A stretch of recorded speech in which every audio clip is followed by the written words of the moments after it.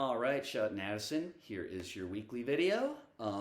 We covered a lot in the past 2 weeks. I'll get it all in this video for you. So, first off, always warm up with your four-finger exercise, right? Just kind of warm up a little bit. Go string to string. Get used to doing that. Don't look at your guitar. Pick going down and up. All right. We have techniques. We got a hammer on. So one pluck here, and then you hammer on your finger, all right? We got a pull off, the opposite. We go pluck here, and then we pull on that finger. Hammer on. And the reason, I don't think I pointed this out, but the reason why this is so important is for speed, right? So you may have heard guitar players go, right? So that's like a really quick hammer on pull off. All right, cool. Hammer on, pull off. We have a bend. All right, and we want to try that on our B string. I like to use my middle finger. Middle fingers are strong. And you can just pick any fret, right, and bend down. And you want to squeeze as you bend. We also have a slide, which is what it sounds like. You squeeze and slide. So you only want to pluck once for that, right? And you use your strength to get that note to stand out, that second note. And then we also have a vibrato. I like doing my high note here for my vibrato. So we're going to do the 12th fret of our high E, and we put our pointer there, and we just wiggle it back and forth. Not like this, but like this. And you have to keep your finger in the box. Cool. All right. Techniques. Great. Now I have your tempos marked down for your scale on your metronome. Chut, you're doing 35. Addison, you are doing 60. And so we're going to do ours at 35 right now, okay? And your goal, Chut, your goal would be to get to 45, right? That would be awesome. Just speed it up a little bit. 50 would be awesome. Addison, your goal would be 75, 80. I think that you'll get there. And once again, when we play our scale, we want to use our sustain. So we don't want to be like, we want it to sound beautiful.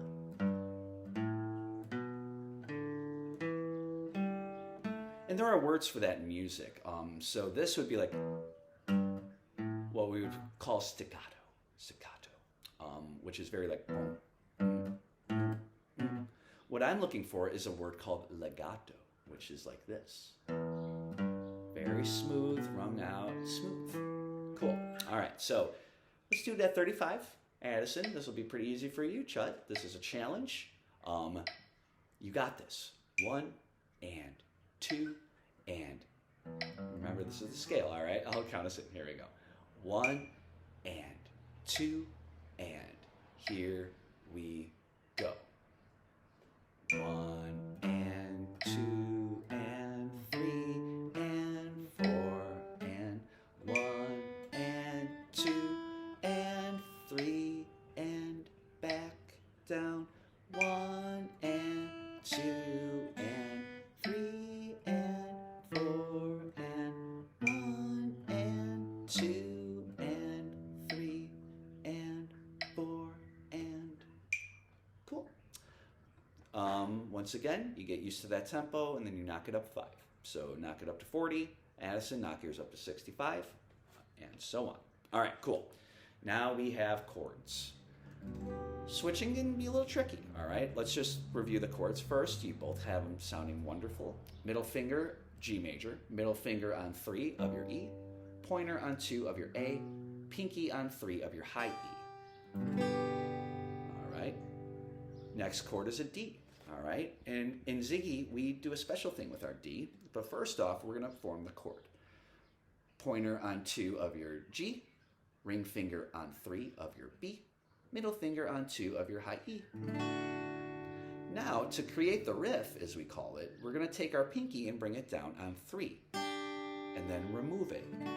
And we do down, pinky down, strum up, pinky up, strum down, pinky down, strum up, and then one more. And sped up, it sounds like. So we have G, mute, G and Now we're going to go to our wonderful C add 9. Middle finger on 3 of your A, pointer on 2 of your D, ring finger on 3 of your B, pinky on 3 of your high E. Love that chord. Now to switch, we're going to remove our middle finger, shift our pointer over to 2 of our A, keep the ring and pinky the same. Lift pointer up, and then back to G. All together.